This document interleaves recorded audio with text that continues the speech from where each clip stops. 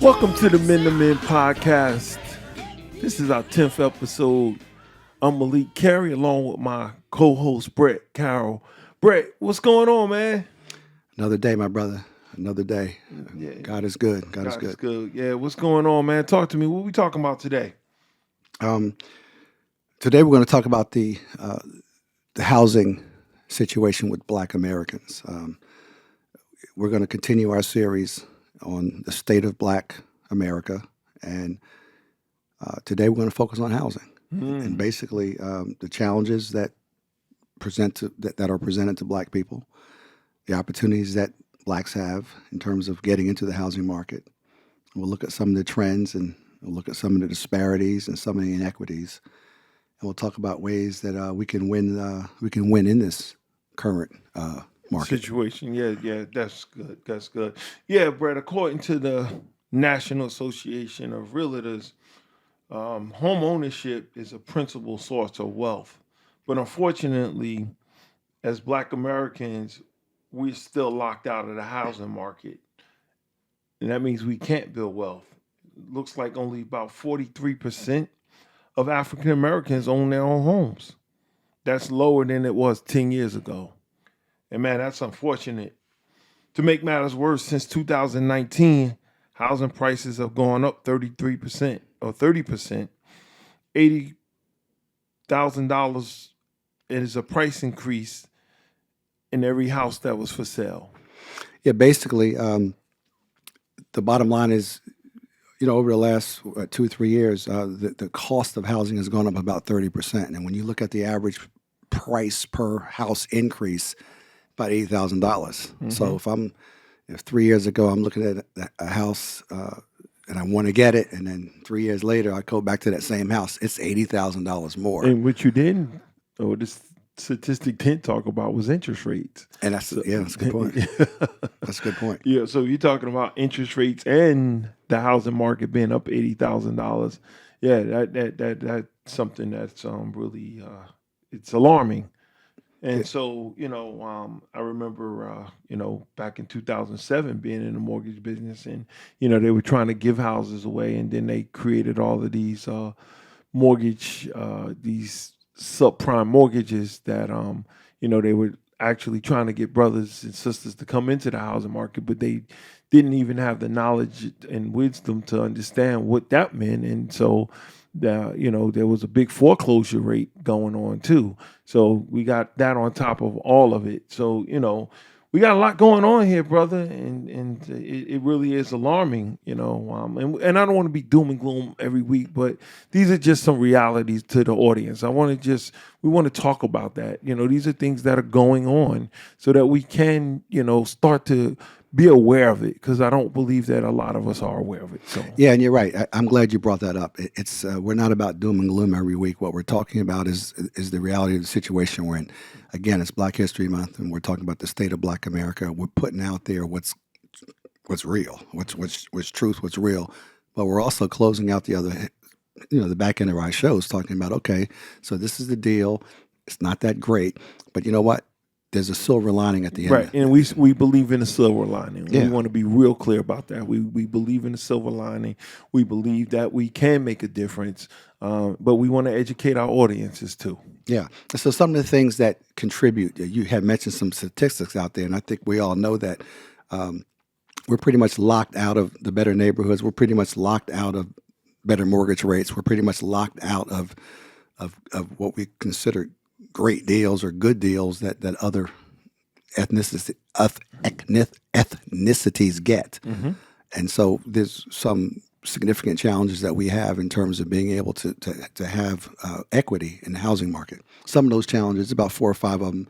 The biggest thing is and these are things that we need to focus on, that we need to clear up, that we need to get our house in order, so to speak. And first and foremost is debt. And I'm just going to talk about a few things, and we can kind of get into it, Malik. Debt is a big thing. It's impossible to buy a house if you have too much debt. And I think the other thing that's critical is that you need to make sure that your monthly expenses are under control. your cost of living on a monthly basis is critical to your ability to be able to be eligible or credible to a lending institution. Before you do that, I want to talk about this debt situation because as African Americans, we are the number one consumer, and we don't realize that we spend almost $2 trillion a year on stuff. Yeah, Right. And so it's not like we don't have money. It's what we're spending our money on because it's real important to understand we are the biggest consumers. We have the biggest credit card debt and we don't plan. And so if we look at that, and a lot of us have not been, conditioned, and I'm just going back to me being in the mortgage business and sitting down and looking at people saying, what are you doing? Budgets and everything. So I really want to speak to this debt situation because again, we spend $2 trillion a year on stuff. right. The other thing to that, and you bring up a really good point about debt and spending.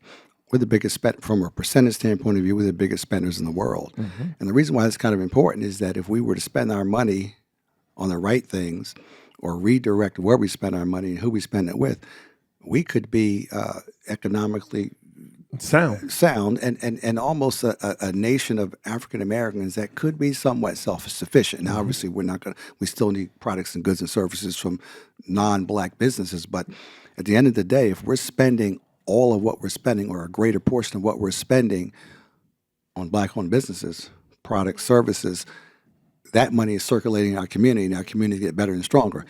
And just to say this real quick, the very next thing we're going to talk about is the whole concept of black wealth. Yes. And- That's coming next week. Can't wait. And black wealth is very significantly tied into whether or not you own a house or not. That's true. And we won't get into all that now, but we'll talk about that next week. But the whole debt thing is real important. And the way you get out of debt, or the way you stay ahead of the game, is budget and have your monthly expenses be under control. You understand what I'm saying? Know what you're spending. Well, you know what? We tend to, and I don't want to make this a black thing, but some of us people tend to spend more than they have, right? And that's how you get into debt. And so Right. one And of the then I things, get that credit card and say, "Oh, I got some more money." No, you don't. It's credit. yeah, and so you have a debt problem. You have a month to month expense or spending problem, and then the third problem that we have, or let's not say problem, but the third challenge we have as African Americans is being able to borrow.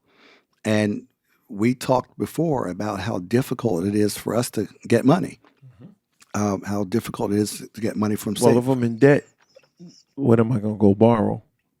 Well, being in debt makes you ineligible to borrow. Exactly. And the other thing here is that when you're in debt and when your living expenses are outweighing your income, you have no assets. You have no assets. And so another thing, and those are things that we can control. All right. Those three things: debt, expenses, your ability to borrow, or your credit worthiness, and your assets. Those are things that we can control, that we need to be able to look at and take control over so that doesn't become our challenge. Yep. On the flip side of that, there are things that we can't control, but on the other hand, it affects us, like redlining. Like higher, and you just talked about it before, like higher mortgage rates and higher fees that go with the mortgage rates. And the other thing that we can't control is a lower resale value. That's very important. And let's stay there with that redlining for a minute. I know, in the 50s and 60s, they did redlining as far as, listen, we're just not even letting you into our communities. Today, there are so many people that are, we happen to be in some pretty well-off communities. But one of the things they're doing right now is how they're redlining today is they're raising your property taxes, so you can't be there. You go into some of these neighborhoods that we may be able to afford the housing, but when you throw the property taxes on there, you're out just because of that. Because if I'm paying $25,000 a year in property taxes, that's another $2,000 a month on top of a mortgage payment. and I can barely make the mortgage payment. So they're pricing us out that way. And those are Absolutely. things that we have to be aware of. Those are things that we have to know. I believe because I've spent a lot of time on the mortgage side, we can control our mortgage rates. But again, I'm going to keep pointing back to debt. I'm going to keep pointing back to having strong credit, because if I have strong credit and I know what I'm going into, then I can, hey, listen, these are the rates I'm paying, and I can demand the rate I'm paying. But if I'm in debt, if I'm over my head, they're going to hit me with fees on the back end, and people don't notice. If I could do a whole mortgage lesson on it, they sell your rate. So yeah, if you want to buy your rate down, it costs a certain amount. If you know that you're coming in the door as an African American, if it's 3.5%, they may even come at 4 just because, or 5. And so knowing those things and knowing what you're doing, keeping your debt to income ratio down. Those are things that we got to talk about, right? It should be your credit card spending should be under 30%. Anytime that it's more than 30%, you're in trouble. You're in big trouble. Right. And so knowing these things, we don't know, we haven't been educated. And so that redlining thing is still real. We used to, oh no, that's something happened in the 50s, 60s. No, it's still happening. But here's the other thing about redlining that to me is just devastating. I have, and I'm going to use myself as an example. So I have good credit. Matter of fact, pretty good credit, very good credit, as a matter of fact. But despite the fact that I have the credit that I have, I still get denied a mortgage because the area of town or the neighborhood or the city that I want to move into, they don't want me there. And so the whole concept, the more devastating thing about redlining is that you have people who are actually credit worthy, who are solid credit risk. Or not a risk, I should say, therefore they're credit worthy, but they're still denied behind redlining. I don't want you, Brett. I don't want you, Malik, living in that zip code. Mm-hmm. So therefore, I'm going to deny your mortgage. Now, if you want to drive 5 miles down the street, it's okay. If you live in that neighborhood, we'll give you a mortgage for that neighborhood at a rate that you can afford. That's fair market value. So that whole concept, man, is just whack. It really is. It really is. Yep. But you know what? When you talk about, and then the whole thing about lower resale value. So here's the other thing. And again, we'll talk a little bit more about this next week when we talk about black wealth. Talk about the lower resale value. Well, that means I own a home, and then I'm trying to get out of that home. But because I'm black, because I've lived in that home, it may be in a pretty decent community, and their rates, that what they do is they come in and they assess my house, and they're saying, hey, no, your house is not as worth as much as it is in another neighborhood. And we've seen that.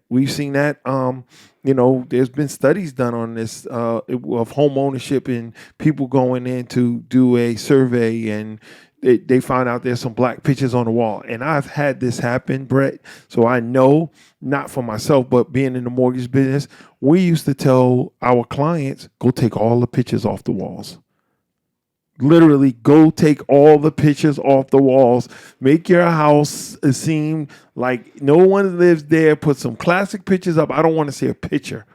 We've had to literally say that to our clients. Well, I had a realtor who approached us a couple of years ago, when the market was crazy. Booming. And you know how it is. Yeah. Every 2 days, you're getting inundated with sell your house, sell your house, sell your house.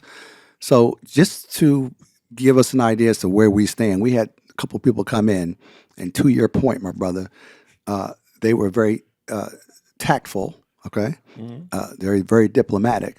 But one of the things that was said to us was, I would suggest that you remove the pictures. Now, every picture on my wall is beautiful artwork from a black artist. Okay, you know what I'm saying? I know. It's not expensive, but it's beautiful. But it's beautiful. I've been in your home, and so it's nice. And so it's all throughout my house. And so I was told to take the artwork down. Exactly. Take all the artifacts down. Anything that might suggest that we're African American. Take it down. I've literally had to say that to my clients when I was in mortgage, and we're talking about 2007, 2008. Right? Wow. Still saying the same thing today. Right. Right. And so when they do the appraisal on the house, right? If a white appraiser's coming out, again, this was something that was done in Florida and Texas, where they had an appraiser come out and it was a couple, and the black it was a black and white couple, and the white man stayed home. First, they did a test because they had the woman stay home. The house came in lower. Then they had another appraiser come out, take all the pictures down, and then had the white guy stay at home, and this appraisal went up almost $100,000. Wow. That's crazy. Well, you know what? Like you said a few minutes ago, this isn't all doom and gloom. We're just putting out some realities out there. Many of you own homes. If you've gone through this, you've suffered through it, you've struggled through it, you've survived it. Good for you. God bless you. Big thumbs up to you guys. But there's some of you who might be looking to buy a home. There's some of you who might be really frustrated because of this process and these policies and protocols that make it hard for you to get a house. But there is good news, Yeah, and there are ways to go about getting that house you want. Yeah, and I call that closing the gap, right? Basically, home ownership is really important. I always say that, you don't own that home until that mortgage is paid, that final note. But, stepping into the right direction, getting the mortgage, going into more affordable housing, looking at your credit, looking at credit repair products and services, getting down payment assistance. I mean, you can get a home today. I mean, and that's been forever. I love the HUD 3.5% down. I love that, but there's going to be PMI, which is, understanding what that means, principal and interest payments and mortgage payments, and what you need to understand every step of the way. Excuse me. About home ownership, but knowing that we can do it, and that's important. Definitely understanding what down payment assistance is, going into some of the other communities and getting that. There are 203K loans that you can get to fix up a home. So there are things that you can do to close the gap, to put yourself in a position, if your credit is not really strong, go sit down with someone, go sit down with a mortgage broker. You don't have to pay anyone to get your credit fixed. Go to someone who knows. A lot of the mortgage companies are offering that today. Keeping your credit, you really want to have a 680 or better is going to give you the better credit scores, but we want to be in the 700s. You want to be there, but work towards it, and have a plan. When you go to buy a house, don't just say, I want to go buy a house. Have a plan. Look at the neighborhood you want to live in, and do your research. There are some great task force out there. HUD has created a big task force to provide funding for suitable home ownership. Again, 3.5% down. That is really understanding what you need, but you got to have something. You got to have some money in the bank. You got to have, a lot of times you got to have at least 3-4 months worth of savings in the bank. And I think we talked about that last week. Having in entrepreneurship, having some money saved that you can go and say, hey, listen. And when you're getting a mortgage, and these are things I know, you want to be able to show, hey, consistency. I have 6 months saved in a bank. You want to be able to show those things. And so, there are a lot of ways that we can close the gap, but we have to be intentional. You have to know what you're doing, not to just go out buy a house. And you want to live in some of the nicer neighborhoods. Know that the interest rates are going to be high. I mean, not the interest rate, your taxes are going to be high. And this is for New Jersey. Now, and there's some other states. I love. My mom lives in the South. Her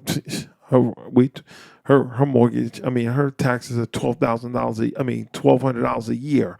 Where we're talking about a lot of the higher suburban neighborhoods in the Northeast, you're going to have higher taxes, especially for some of the and going back to redlining too, Brett. The reason they raise those taxes high is because they don't want you in the neighborhoods. Exactly. Right. So if I can afford to come into the neighborhood, hey, welcome. But they really don't want me, but I've already established that, I do have the credit, I have the buying power, and you're just gonna have to deal with me. But that's gonna be the guys that are able to really do that.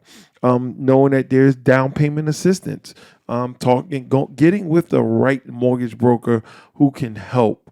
Don't just get with someone who wants your money. There's some really great mortgage brokers out here who they want to get the deal closed, but they want to make sure that you understand. Educate yourself. Educate yourself. Always do that. Why am I buying this mortgage? Why is this mortgage at 3.5% versus 4%? Is it a 15-year mortgage or a 30-year mortgage? Knowing those things. Don't take the 30-year mortgage because the payment is lower. Maybe I got to spend a more 15, to get a 15, it's going to cost me a couple more dollars, but I'm not going to be in the house that long. So knowing all of those things is very important. Yeah. Yeah, I'm sorry. Go ahead. No. What else can we do, man? Well, one of the things I just want to jump in real quick, a couple quick points here. There's an organization called the Black Homeownership Collaborative, and basically, what that does is it helps you establish credit. It helps you locate the more affordable housing opportunities in a given zip code. And Malik talked about the concept of getting down payment assistance. I think they do that too. You always come with the great resources, Brett. Well, but here's the thing though. What they offer, what they profess to offer is more mortgages and more credit products. So if you have more available inventory and you have better credit options and you have down payment assistance, if you can kind of put all those things together, it'll help you get the house you want. Now, Malik made a good point. There are two different kinds of housing markets. Well, there's several different housing markets, but for this purpose, for the purpose of this conversation, there's an affordable housing market for families who are more low income families and deserve and want their first home. And then there are other families who are more affluent, or even not affluent, maybe even just middle class. Yeah. See, affluent people don't have to worry about anything. No. If you're affluent, you're good because your money talks. And right, I can move in any neighborhood I want to move into. So, I mean, I can't, but I can. I can't, but I'm speaking to the middle class African American family who has to be careful about budgeting, who has to be careful about redlining, all of the things we just talked about, making sure their credit is really solid, Yep. and then making sure that they're able to afford where they actually move into. Because once you move into it, you can't wake up 3 days later and say, "Oh my God, What did I just do?" my God, Martha, what have I done?" Right. You can't do that. So so just to kind of double back on the whole credit thing. Knowing your credit score is one thing, but I think it's very important to know your purchasing power as well, because you don't want somebody to say to you, "You know what? I think you can only do this," because certain mortgage companies or lending institutions and certainly mortgage brokers, as well as realtors, might steer you somewhere where they know they can get the sale, but you're buying less than what you can afford or less than what you are eligible for. So you really want to understand. Right, and that goes back to what I talked about earlier. I don't know. I think I mentioned it, which is your DTI, your debt to income ratio. And when you understand what your debt to income ratio is, you would understand how that gives you purchasing power. And that goes off of your salary, what you bring home. And, if it's a married couple, it's still, your salary. So it's a combined salary. So if I make and the rule is if I make $100,000 a year, I can afford a $325,000 house, just to be an example or something like that. So understanding what my debt to income ratio is, if I make $250,000 a year, I can afford a $550,000 to $600,000. That's assuming. That's assuming that my debt to income is balanced, that there's no debt. Again, that's why you got to talk about keeping your debt low, keeping your stuff intact, where, I can come in if I'm making $300,000 a year or $200,000 with my wife and I can combine that, then I know I do have the purchasing power if my DTI stays low. And I'm saying 30%. I always like to tell people keep it under 25. Absolutely. I was going to say that 30% is a little high. Yeah. especially for a first-time homeowner, because there's a whole lot of expenses that you aren't aware of that are going to creep up on you at the end of the day. I think the other thing too here is that we need to learn how to increase our credit worthiness. And just a couple of things that I'll just throw out real quick. As much as I hate credit cards, I despise credit cards. I only have one. I've always only had one. I put everything on one credit card so I can control my credit risk as well as my credit worthiness. And what credit worthiness is being able to pay your credit card every month on time, at least the minimum payments, but if not, even more. And credit worthiness also comes into play when you purchase things, and sometimes you need them and sometimes you don't. But sometimes it's a good idea to buy something just so that you can prove to lenders, I can pay off my bills. Right. And the way I use my credit cards, Brad, is I don't use cash at all. I use my credit cards, and there are a couple of times a month that I'll just send the bill out just to have it. And so you want to be able to be credit savvy, understand that, you know, if it's one credit card, if it's five, you know, use credit the right way and then pay it off. And stay away from debit. You know, throw your debit card away. You know, use credit at the end of the month. Use your cash, send it back. I'm gonna, bro. You didn't tell me to throw my debit card away. That's what it means, debit. See, I'm shutting down. I'm shutting down. Debit is debit. I'm debiting, wait a so I'm minute. taking the credit. So listen to what I'm saying here. I'm going to challenge you on something. So this is a debit card. So I go to the store and I use my debit card to pay for something. Okay, I use $50 to pay for my food. Okay. And then that $50, so I got $150. I use the $50, so that means I only have $100 left in my bank account, right? I use my credit card for that same $50, and I send my credit card that $50. What do I have left? Okay, I see your point. Okay, but all I'm saying is that there's two ways to skin a cat. I think I can't speak for anybody but myself. But for me, I need to have the ability to have access to cash when I want cash. No, have access to it, but don't use it. All I'm saying is people use their debit cards and they spend their money on that gene or whatever it is, and then at the end of the day, they can't go reach back to get that cash. If I have a credit card and I use my credit card to whatever it is, I use my credit card to pay cash, to buy gas, whatever. At the end of the day, all I'm doing is sending that. I'm using it as a revolving line of credit.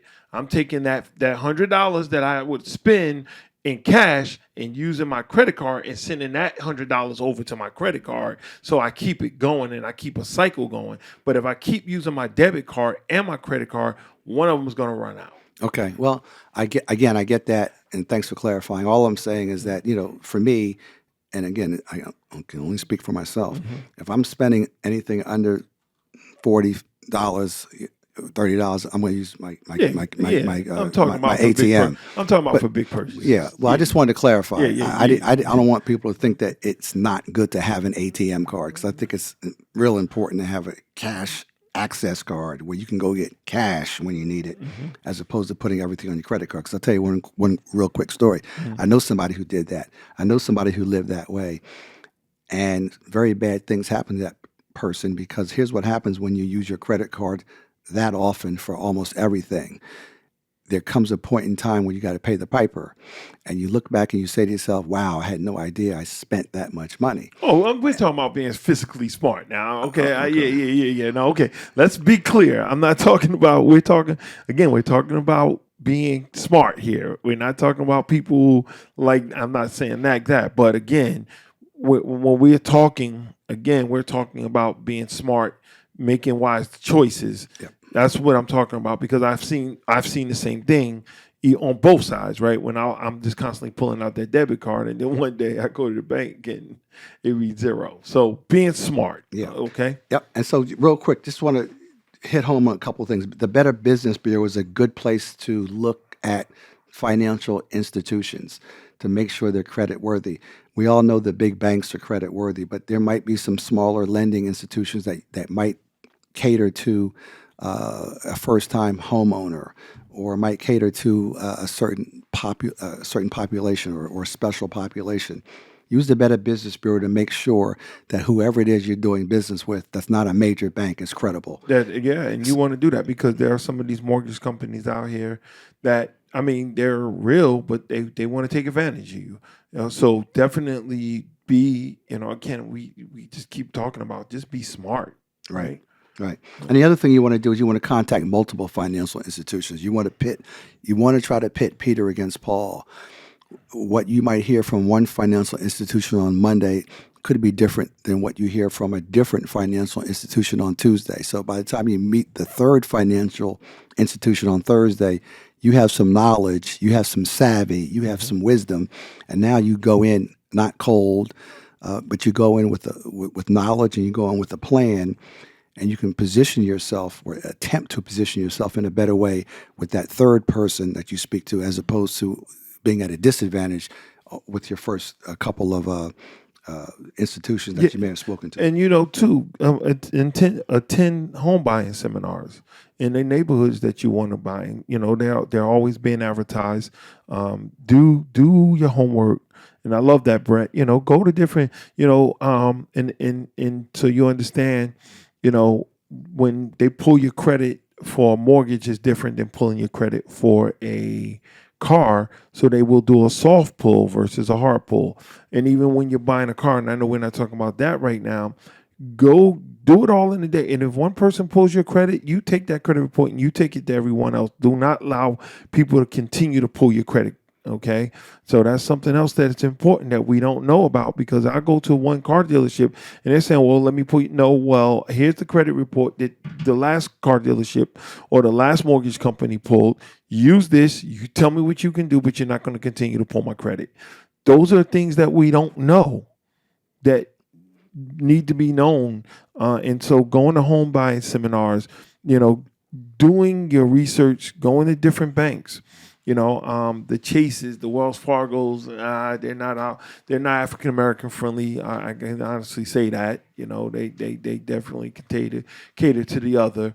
But there are some good banks out there. So Absolutely. And the other thing too that I think is critically important is getting the right real estate agent. The right real estate agent will help you succeed as opposed to steer you in the wrong direction. The right real estate agent will knock down barriers on your behalf that you might not have barriers knocked down on your own, or if you're dealing with the wrong agent, so to speak. So I think and some of the agents come with great teams, so they may recommend their mortgage person to you. They may recommend, their people, but don't, even though they do that, still do your own research. Yeah. Because they could be getting kickbacks and all that. That stuff still exists, so know why I'm in the business, know why, they say, hey, I got a mortgage guy for you. Okay, well, I want to have my own person too. And then, compare side by side. Yeah, and I think the other thing that's important when it comes to your agent is that you have to make sure you get documented credibility from them. Find out from them what their sales history is, what their sales records are, what their performances are. Find out from them, get references from them as to who they recently sold a home to in the neighborhoods that you're looking into. So you don't take their word, because everybody has a great shiny website, and everybody has a great business card and the things they send in the mail that we get every 2 or 3 days. But what you want to do, if you pick 2 or 3 different agents and you want to interview them and you want to do your background research on them, so that that's really important. Yeah, so that the person who sold me my first house, I'm still close with them. Because if they've done it, if they do it right, they're going to be there for you, and you want someone who cares, not someone who's just trying to make a commission. Yeah, and there are third-party organizations that kind of rank agencies too. And we talked about the Better Business Bureau a little bit ago, and there are particular mortgage there are companies that kind of monitor the real estate marketplace. They can be helpful as well. So the most important thing is you have to know what you want in terms of where you want to live. You have to know what you want in terms of what you want out of the communities that you're in. Very important to look at the school systems. Yeah, is the neighborhood safe? And knowing, and again, the better the neighborhood, especially the school systems, the higher the housing prices are going to be. Especially, here in Northeast, if you want a good school system, you're going to pay for it. If you want a safer neighborhood, you're going to pay for it. Does the city provide the right resources and amenities? If you have children, what are you going to do? What services are provided? Do they have great libraries if you have children? Those are the things that you want to do. I call it survey the land. Look at what you want. Go. This is something I tell people: drive through that neighborhood at night. Right? Drive through that neighborhood at night in the summer. Drive through that neighborhood at night to see what it does. Is it a good cultural fit? Is it a social fit? Are the school systems? Do they provide or do they support my morals and values? And so those are the type of things that we want to do when you're looking at a house.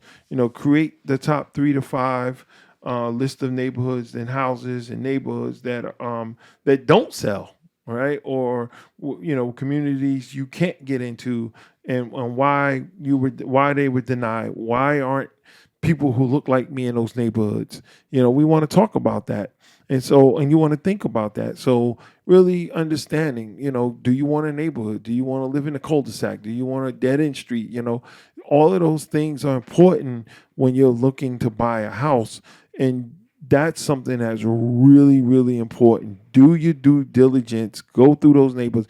Because, really to be like, hey, I got this great house, but I'm African American. And when I roll up on a block, I'm the only one. It's okay. I live in a very diverse community, but do I feel safe in that community? Even if it is, am I going to feel safe in that community?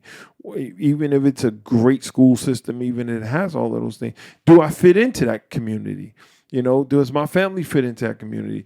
When I have my barbecue, they're gonna be calling the police. Because I can afford to be there. I deserve to be there, but my neighbors don't want me there. Those things have happened also, and so really understanding that you deserve to be where you want to be at, but understanding that this is important when we talk about home ownership, even for the ones that can and are looking to buy homes, are these communities the communities that fit my needs, fit my values, my culture?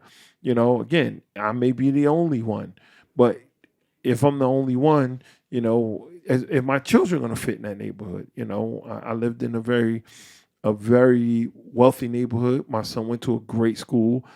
He was one of the only, but the neighbors loved him. We tell the story because one of the neighbors, I used to make my son walk to school while everybody else was driving their kids to school. And one of my neighbors saw my son walking to school one day, and he sent his son outside to walk to school and with him. And he stopped getting up, taking him. And I was in a restaurant one day, and he said, "Hey, are you such and such dad?" I said, "Yeah." He said, "I want to thank you. You used to make your son walk to school, right?" I said, "Yeah, because what I realized was where I grew up at, I used to walk miles. He had to walk 10 minutes. He said, thank you, because I made my son start walking with him." So those are the type of things that you want to be able to do. Be in a place where you feel comfortable, that you can raise your children, safe neighborhoods, good school systems, resources. Very important. Yeah, and one thing I want to just chime in on is that when you're actually buying a house, it's more important to, and I think this is what Malik is saying. I think it's more important to buy the neighborhood as opposed to buying the house. Now, many times we'll come across a house that's great. That's good, Brett. Buy the neighborhood. That's real good. We'll see a house that we really, really like, but the neighborhood, it may not be that great. And I remember a long time ago, somebody told me, actually, it was my mother. My mother said, you always want to buy the worst house on a great street because you're going to spend less, but the value of your house is going to be wind up being more because the street and the neighborhood is better. And so, as much as we might love a house, check out the neighborhood first and foremost. And sometimes it makes more sense sometimes to be in a great neighborhood, but you got the worst house. It's going to cost less, but by the time you throw a couple of dollars into it, all of a sudden you raise the value of that house $100,000, $150,000 over a period of maybe 2 or 3 years because you bought the worst house in a great neighborhood. So really focus on the neighborhood as much as you focus on the house. A couple other things real quick. Again, Malik talked about this. You really want to understand, you want to know what you want because buying a house is complicated. It's like going to a grocery store when you're hungry. Everything you see, you'll want, you'll like. Great, it looks right? great because you're hungry, you'll buy everything. Know what you want before you start shopping so that it's like dating for that matter. Know who you want to be with before you start dating so that when you meet the girl or when you see the house or when you see the food item you want, you know that's it, as opposed to knowing, or as opposed to not knowing that that's not what I'm looking for. So know what you want. Critically important.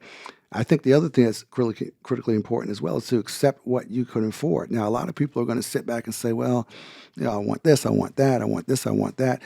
I'm not a big believer in keeping up with the Joneses. No. I'm not that dude. My whole thing is this is the situation we are in, or this is the situation I am in. I'm going to do what's best for me. And my family. I'm going to do what I can afford.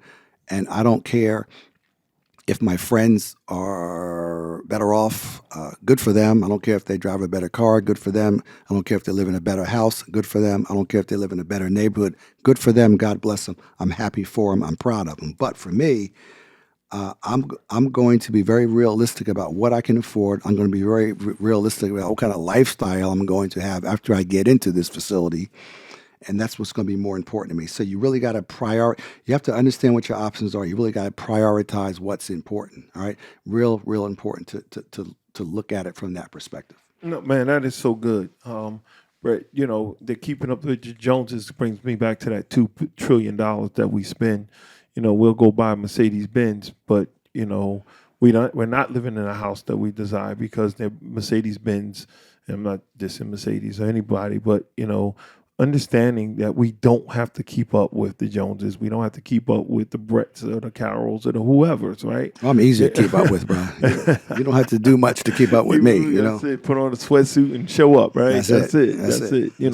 And so, when we talk about that, understanding that, and I love you said something earlier, when you buying that house, right, you got to furnish that house, right? There are things that you got to do when you get that house, right? Roofs and boilers and all of the things that come along with it. And so understanding that there are a lot of intricacies when it comes to home ownership, and we don't always think about those things when we get it, the boiler, the maintenance, the grass, the upkeep, roof, the gutters. right, all of those things. And we want to get the house, but we got to keep it up. And so hey, do I buy a condo or a townhouse versus, the traditional home? Those are all of the things that we want to talk about and think about as we create it, right? Because it goes back to when we opened up a talk about the wealth aspect of this, right? We're still wanting to buy something that is going to go up in equity, is going to gain some traction, is going to be something I can hold on to. It may be something that I want to pass down. And so knowing if it's my first home, if I'm a younger home buyer, or if I'm older and, I want to buy this, but I want to hold on to this for my grandchildren. I want this to be the home that we come home to. And, why am I doing this? And again, right, you said it, I think we talked about it earlier, it's a source of wealth creation. It's only one part of the wealth, and we're going to talk more about creating wealth next week. But understanding that, it is about us having something that we can own. That we can't own a Mercedes. We can't hold on to that. That does not gain wealth. It does not gain. It's a depreciating. And I'm not going to call it an asset because it's not an asset. But that home can become my asset. And so we want to think about that. A car's a liability. A home is an asset when Right. done right. Hey, if it's something that I tell a lot of young people, instead of going to buy a one family home, why not go buy a two family home so that I can generate some revenue so I can collect rent? Those are things that we want to talk about in the aspects of starting to be able to create that wealth, create those markets so that I can have it. So, I really just want to bring that home. Yeah, and so and again, this purpose of this whole conversation is just for those who are interested in buying a house. Everybody can't buy one. Everybody, maybe there's a lot of people who don't even want to own a house because what Malik said is true. Now you buy a house, you get into it, you've already spent a lot of money to a lot of down payment money. You're already going to increase your monthly costs because of taxes, but you're going to have a bunch of other things that happen that you just can't plan for. And so, way back in the beginning of this conversation, Malik talked about having 6 months worth of savings tucked away, so that if the roof goes, you can pay for it. If the gutters go, you can pay for it. There's a whole bunch of things that can go wrong in a house, and we've seen people lose their houses simply because they weren't able to afford to keep them. The upkeep. It's one thing to get into the house. And It's it's a whole another other thing to stay in the house. And Yes, so sir. we're trying to help people get the house if they want to by sharing with them how you go about doing your research up front so that you don't make so that you don't make a mistake, so that you don't make a bad decision. But we're also kind of clear on making sure that you have the resources financially necessary, because once you get it, You got to be able to keep it. you got expenses that are going to mount. They're going to mount. Now you're going to be growing equity, which is a good thing, and this is how you build wealth, especially for Black people. But but you got to be able to do it, and in order to be able to do it, you got to do your homework, you got to do your research, and if you still want to be that person to go out there and get that thing done, and go buy the house, just know what you want, and be a dog about it. Oh yeah, definitely. You deserve it. We all deserve to own. We all deserve to. You work hard for your money. You get out here, and you deserve it. And understanding that, what, we all deserve that safe place that we want to come home to and call home, and it really is important. And sometimes, and that's a great point, Malik. And sometimes, even if we're not even interested in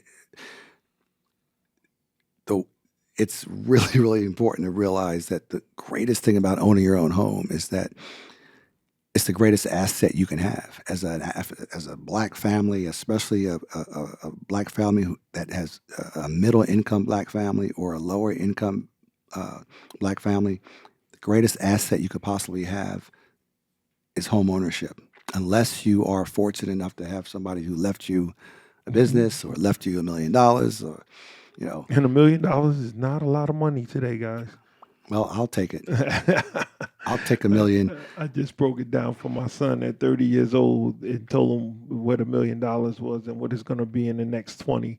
If it's only $1 million. Now, if you put it in the bank and do some things with it, that's another thing. I could work with $1 million. Yeah. I can work with $1 million without a doubt. Listen, we're about done. Hopefully this was helpful. Yeah, Brett. Again, I'm just waiting and looking forward to next week, and as we continue to talk about building wealth, building those things for our communities. I'm just really excited, and I want to thank everybody again for a great conversation. Thank you for a great conversation, Brett. I want to thank our audience who continue to listen. We're on episode 10, Brett. And I'm really proud to be able to say that as we keep going. And we can be reached. Tell them how you can be reached, Brett. Tell them how we can be reached. Well, we're the Two Men podcast, and we're on Facebook. We have our Facebook page. Excuse me. We're on YouTube. We're on Instagram, and we're on SoundCloud, iCloud, right? SoundCloud. Thank you. Thanks for listening, and I'll see you next week. We look forward to it. Have a great week, Brett.